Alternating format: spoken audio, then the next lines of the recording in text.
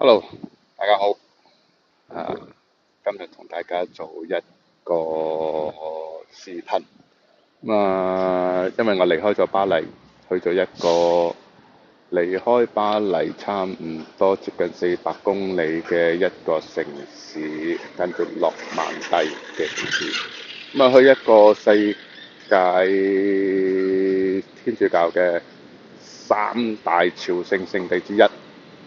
據講啊，呢個係喺維基上邊睇嘅，咁係咪真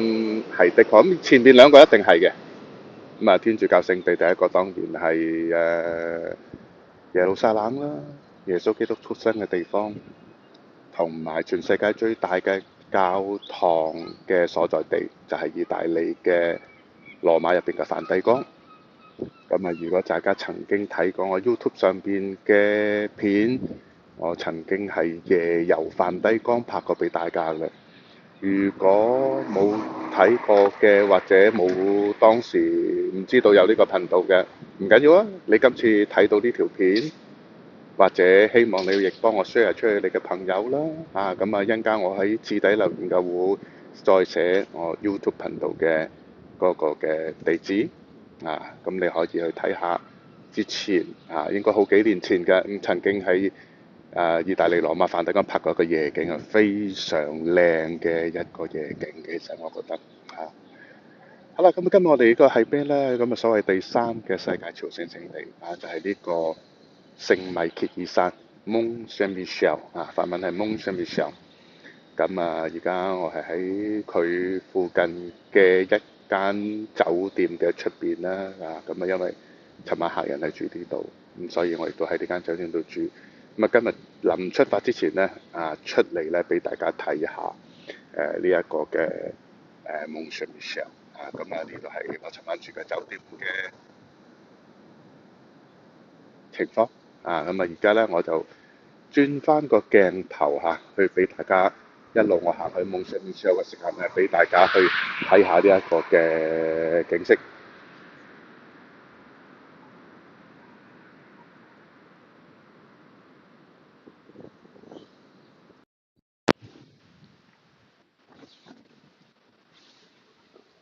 好啦，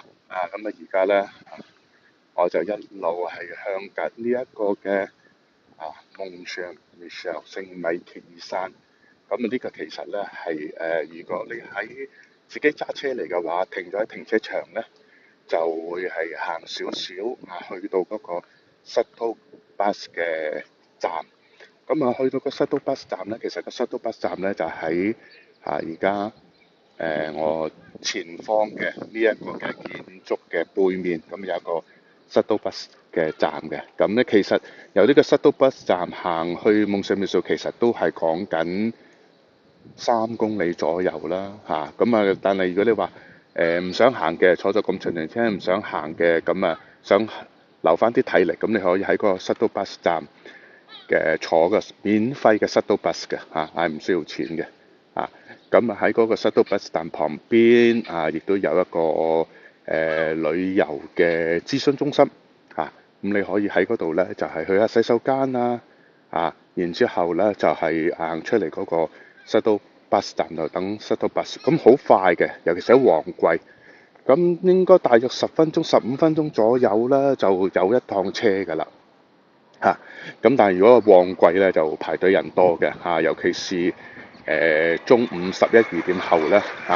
就會好多人嘅。因為點解啊？從巴黎距離，舉個例，如果由巴黎嘅市中心，譬如歌劇院、羅浮宮帶你嚟嘅話咧，差唔多接近400公里啊。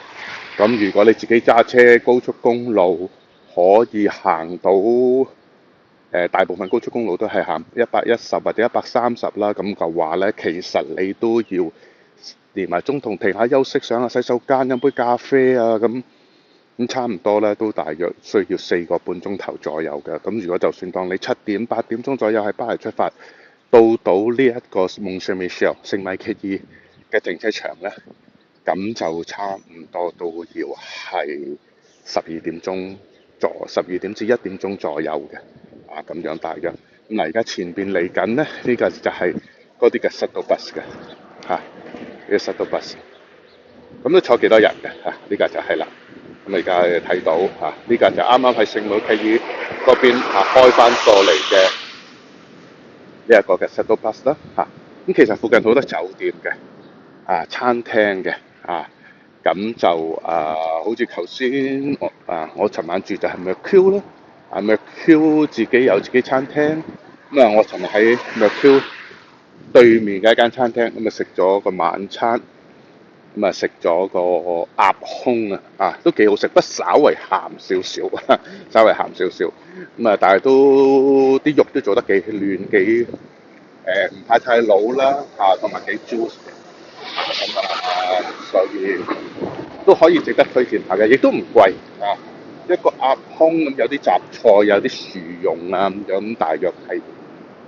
20蚊左右22蚊我唔記得大約啦咁樣。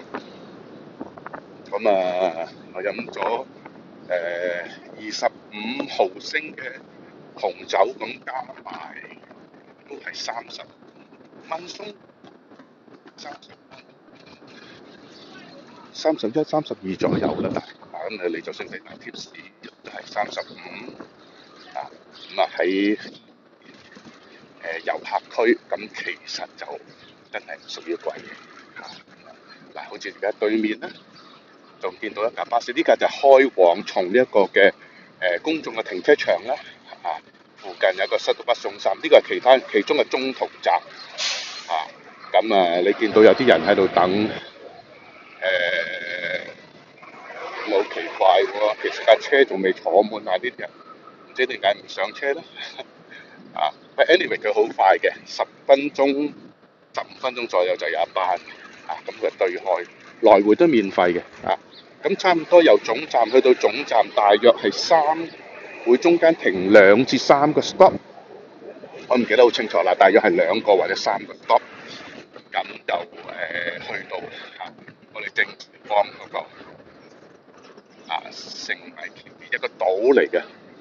其實佢係一個島。咁以前有島就係四面環海就為之島啦。咁以前係有潮，睇到潮漲潮退嘅。喺好耐以前，我諗20-30年前，你由巴黎嚟嘅人嘅遊客又好，本地人好咧，你哋要半夜出發㗎啦。因為頭先我都講到，大約係400公里，咁你真係好幾個鐘頭車啦。咁點解咧？以前咧，佢係要喺趕到嚟，就喺呢一個潮退因為佢係海島啊嘛，出去就係大西洋，咁就海洋一定有潮漲潮退。咁你要過呢個聖米歇山上邊參觀嘅話咧，你就要等潮退嘅時候過去咁參觀完咧，喺個潮漲之前翻過嚟嘅如果唔係，你要喺島上面住一晚咁島上邊就係有嗰啲類民宿嘅小型嘅酒店啦當然設備就比較簡單啲嘅啦咁樣所以以前嚟咧就要半夜要喺巴黎出發嘅啦。咁而家咧環境個自然環境都改變咗，嗰個海岸線退出咗好出所以同埋佢係鋪咗成條路啦，所以而家就唔會受呢一個嘅潮漲潮退嘅影響，所以你任何時間嚟都得啦咁當然咧佢有開放時間。咁呢一個嘅聖米歇爾山咧，除咗被稱為朝聖嘅聖地之外咧嘅熱門地方之外啦，咁其實佢喺1979年被列咗入為世界文化景觀之一咁而且排行好前嘅喎，排行係80名列名列80。咁點解會排行到咁前咧？嗱，咁頭先啱啱過去一架shuttle bus 冇耐我諗都係10分鐘左右啦。剛才我哋見到咁而家係另外一架回程咁呢個中途站咯，你可以喺半路上或者喺半路落嘅一個油站。有啲遊客啦，帶埋啲狗狗帶埋隻狗狗。咁佢位列呢一個嘅世界自然奇觀嘅名列第80。咁點解咧？會咁前咧？咁啊，基於原來有幾種因素嘅，因為佢其中有三大因素啊嚇，睇我記唔記得，我唔敢肯定我記唔記得，因為睇過呢個資料係好耐之前。其中一個就因為佢係呢一個嘅修道院嘅建築個教堂嘅修道院嘅建築配合埋個自然景觀，呢個係一個奇景，呢個係第一個因素。第二個因素就係呢一個嘅修道院嘅教堂結合同埋鄰嗰個市民居住嘅地方嘅環境嘅配合協調，咁呢個係第二個因素。第三個因素我好似真係唔記得咯喎，真係唔好意思。第三個因素係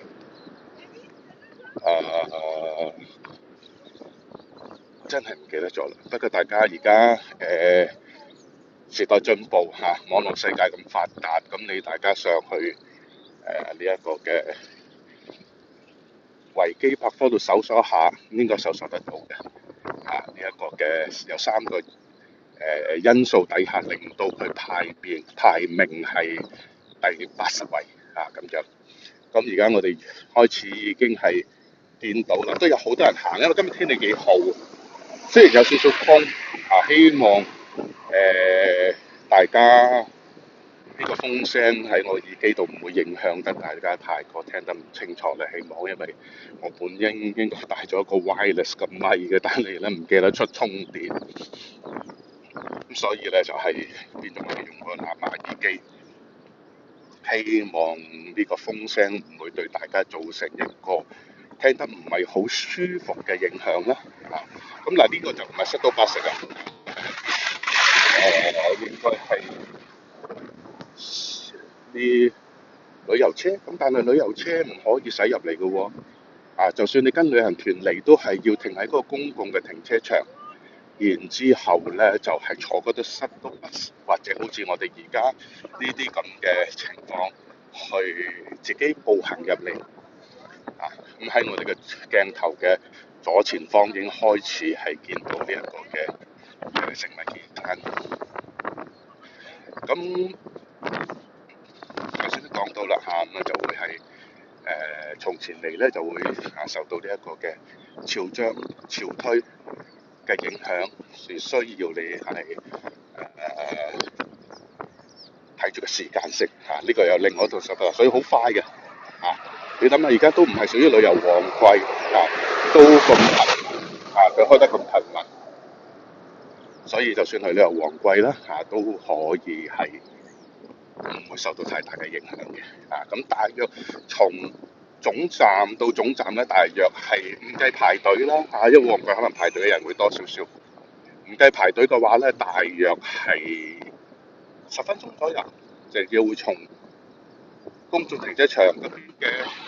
塞都林站總站去到聖米歇爾山嘅呢一個總站咁來回都同樣咁上下嘅路程都係10零分鐘、15分鐘左右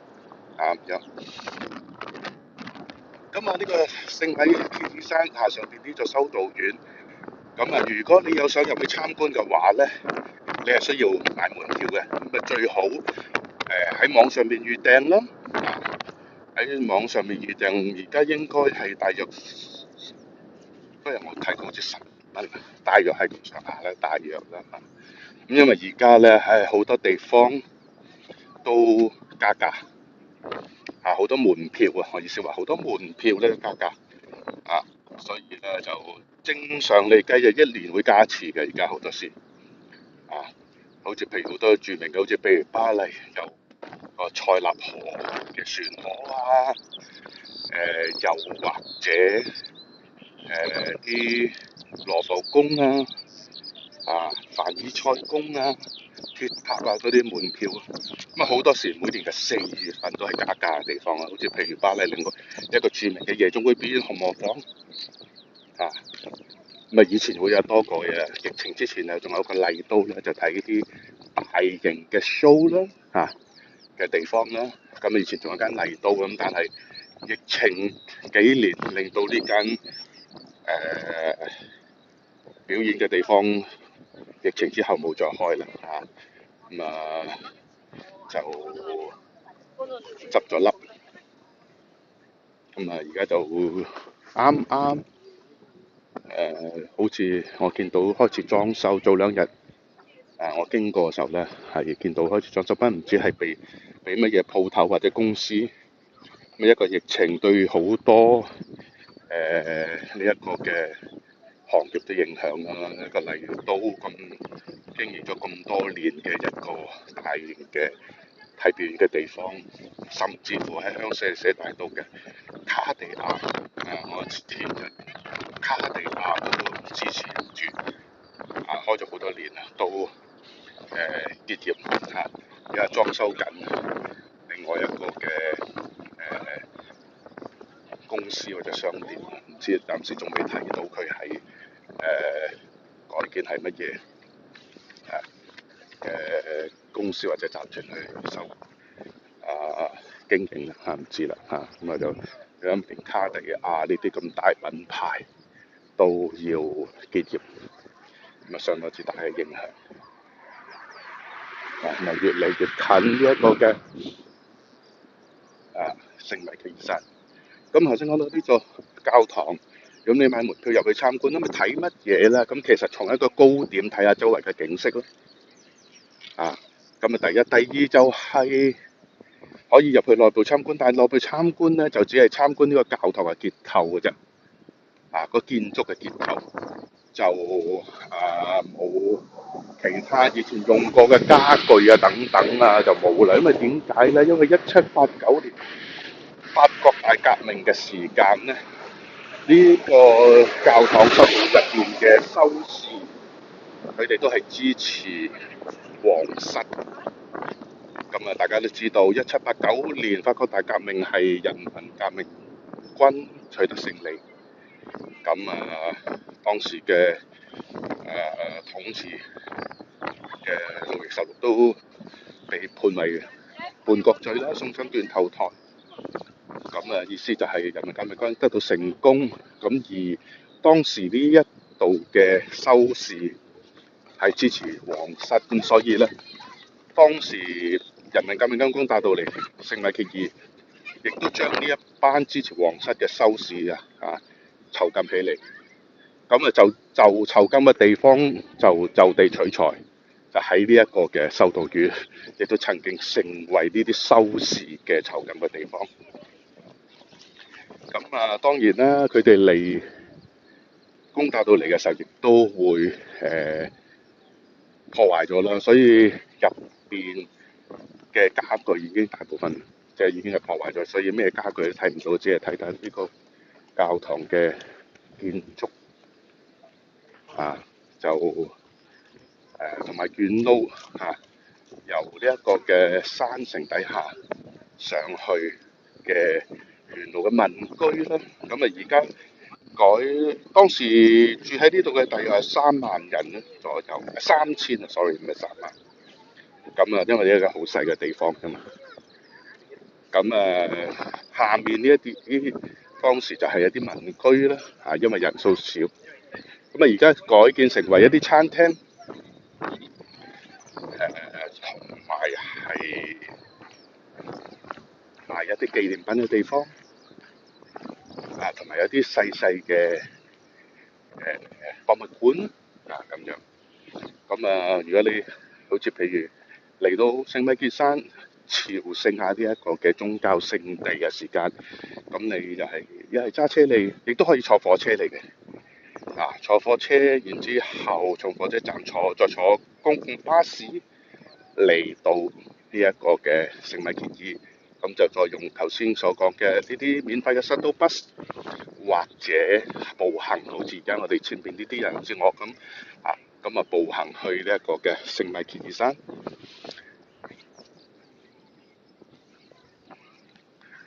咁所以如果你話坐公共交通火車嚟嘅話，咁火車會快啲嘅，我就未坐過啦。我估計2個鐘頭左右，如果火車我估計就啱啦，大家可以喺網上面 check 啦，因為我未試過坐火車嚟，我通常都係揸車嚟啦，咁就估計我諗兩個鐘頭左右啦。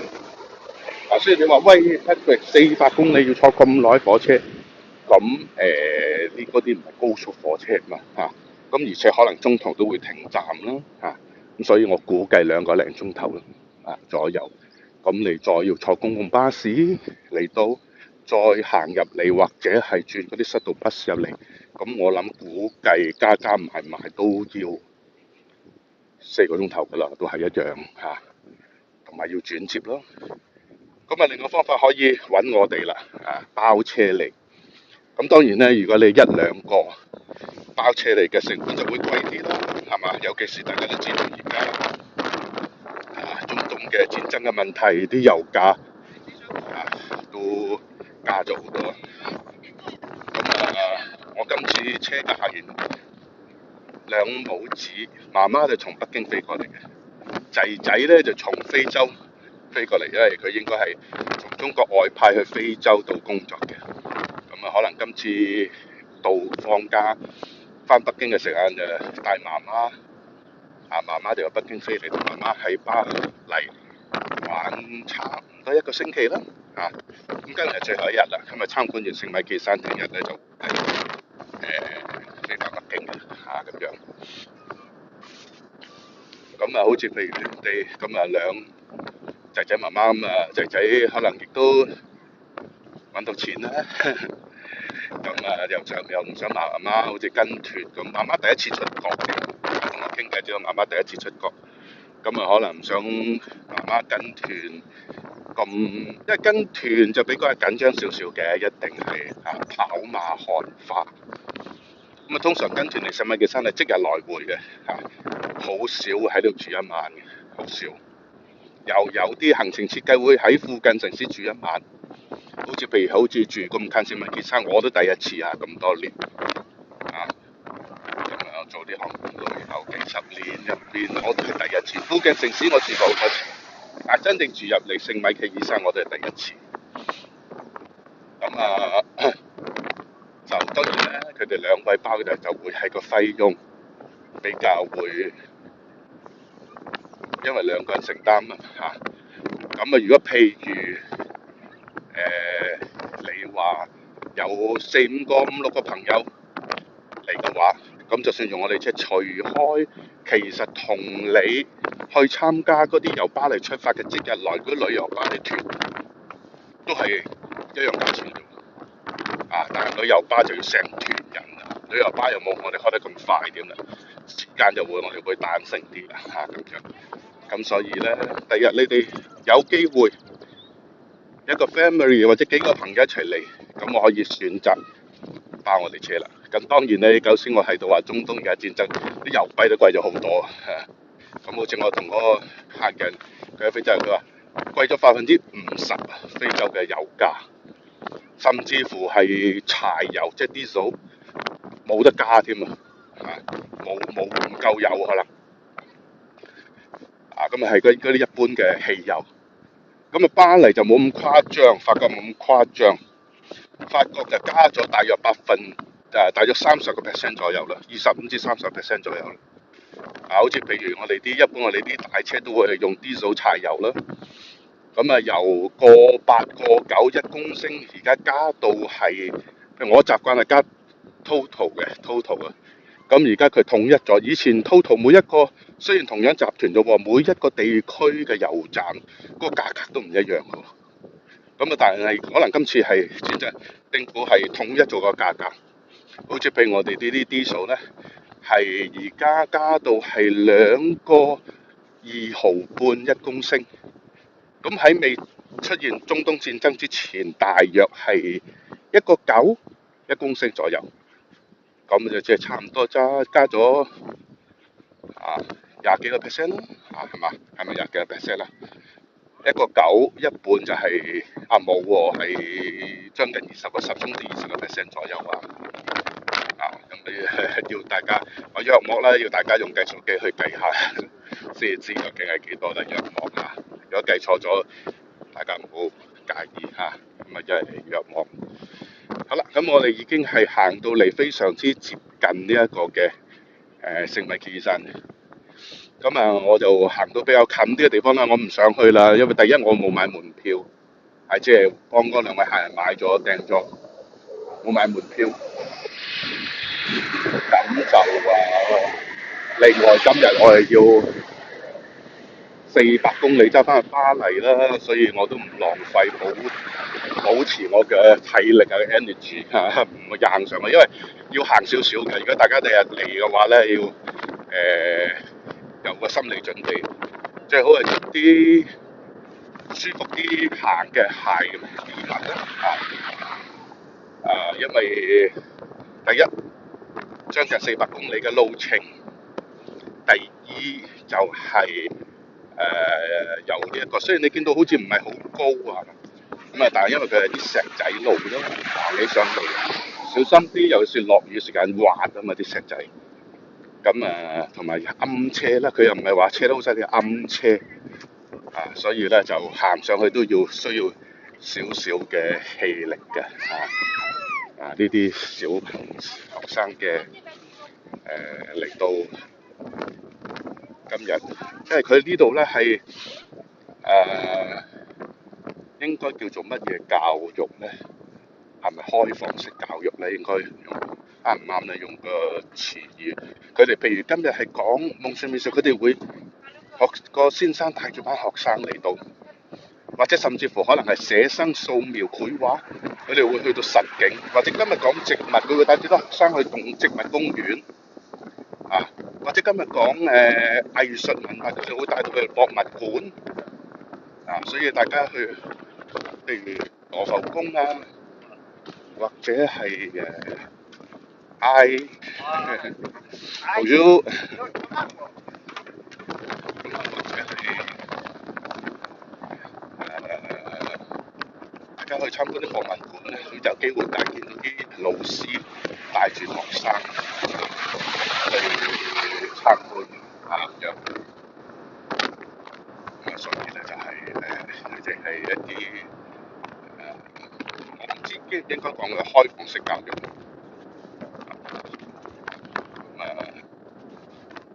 呢一個嘅聖米歇爾山，我哋咧好近嚟到，係好近嘅